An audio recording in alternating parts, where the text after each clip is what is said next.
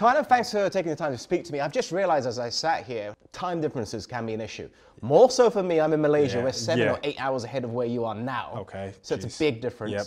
But can family watch you back home in America frequently? Play football? Yeah. Oh, of course. Yeah. I mean, every game is in the morning there, so it's easy. They wake up and watch the games. Well, it's our afternoon here. It's only 5-hour difference, so it's not bad. Every match they're watching? Every single match. If they're not here? Every single match. I love that. Yep. I love the support. Yeah. Okay, I want to talk a little bit about football, and it's very easy for me to just jump in and say, Semenyo, he's been brilliant, right? I'm sure you've talked to death about him, and he's a great player, don't get me wrong, but Adrien Truffert is another one I want to discuss. Okay. Because he's come in, and from game one, match day one, opening night in the Premier League, I was like, well, he's got something. He does. How much has he impressed you? He's impressed me a lot, and I'm happy that you bring him up because I think he's one of those guys that unless you know football and watch closely, you don't see how brilliant he really is. Everyone will talk about how good he is on the ball, typical lefty, left back attacks, great crosses and deliveries. But defensively, he's surprised me a lot. And you talk about the first game, you're going up against the reigning Premier League Player of the Year, and that's no easy challenge. And he was able to do an amazing job for 85 minutes before he obviously scored a goal in the 96th minute or what so. So that was a huge testament to how hard he's worked. And there was a reason he was captain at Rennes at such a young age, and he's played so many games professionally at such a young age. And he's come in seamlessly, and he's done a brilliant job. You know all about being a young captain, don't you? A little bit. Just a little bit. I will discuss that later because I think it's a remarkable achievement, and we covered the World Cup and all that. But comparisons will be made for Adrien to his predecessor, Milos. Do you see similarities between the two? I see a lot of similarities, and I see a lot of differences as well. I think Milos is a one-of-a-kind athlete. He's a top 1% of his ability to sprint at a high level, just compete, win duels, just all these kinds of things. Whereas I think Adrien's game right now is very well balanced. And that's nothing to Milos. Milos plays for Liverpool for a reason. But Adrien has come in, and you could see the balance on both sides of the ball, both attacking and defensively, and that surprised me a lot.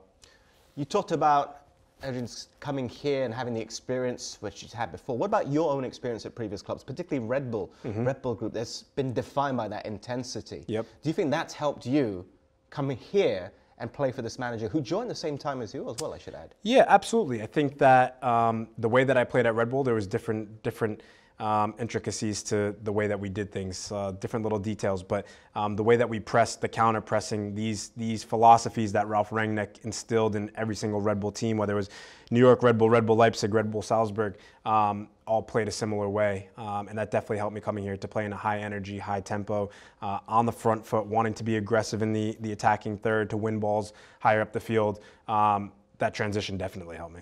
And for the manager, he is one, without question, highly regarded managers within this division, if not around the world. You joined the same time as him, so you probably would have seen his growth as a manager. Has that been the case for you? Have you seen how he himself has developed? Because he's still pretty young as well. Yeah, without a doubt.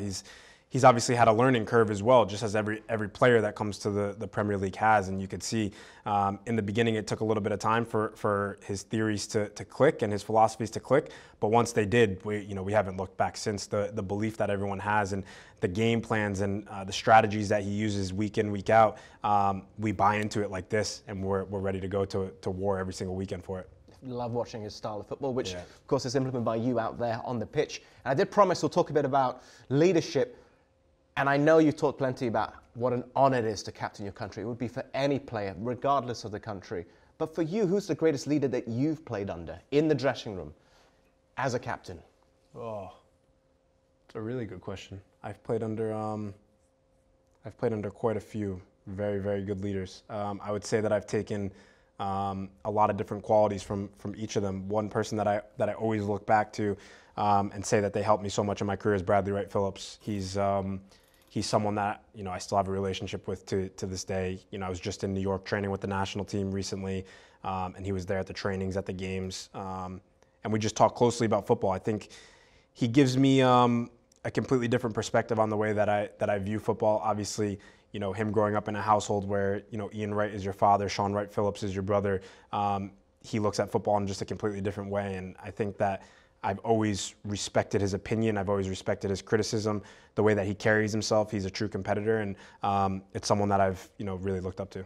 I was reading, while researching for this interview, You assisted him, or he assisted you one of your very, very early days. It's been about 10 years since you turned professional as well. Yeah. So it's interesting that you pick out his name. Yeah, he assisted my first goal, I think. It was him, right? Yeah, it was. But yeah, it goes way back, way back. So we've had a really good relationship since. Yeah, no, that's great to hear. And I've worked with Sean as well. Yeah. I know that family can be really fantastic. Yeah, amazing. I've got about 6 minutes left, so I'm going to pull away a little bit from football. And I'm going to try to just go off the cuff here. Yeah, go ahead. Because in Malaysia, we're quite exposed to American culture, basketball, for example. So I need to know, sure you've been asked, Messi, Ronaldo, that's boring.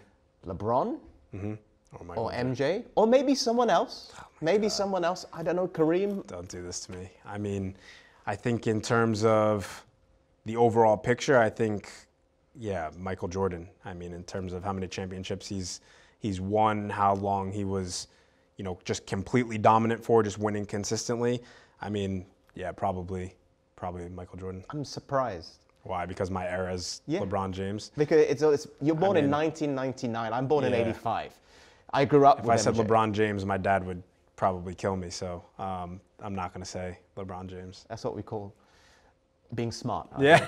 More than just being smart. Exactly. I like the answer. Exactly. American culture in Malaysia is not just for sports. It's also for things like movies and TV shows. For you, what's been the best American TV show? You can't say any British shows. Best American because TV you've show? pumped out so many. You're talking Breaking Bad, I love. The Wire, over in Baltimore, amazing. Friends, in New York, your home state. Friends. That's difficult. There's a lot of good shows. I mean... What are you drawn to? What are you watching? What's the first thing that comes to mind? Right now? Yeah, right now. I mean, what I just not just finished recently, but Yellowstone's probably one of my favorites. So, big Yellowstone fan.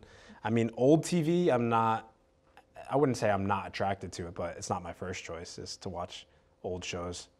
Yellowstone, I was a bit disappointed in that final season. Yeah, but that halfway through, it got ruined though, obviously, when they had to cut some characters out. So.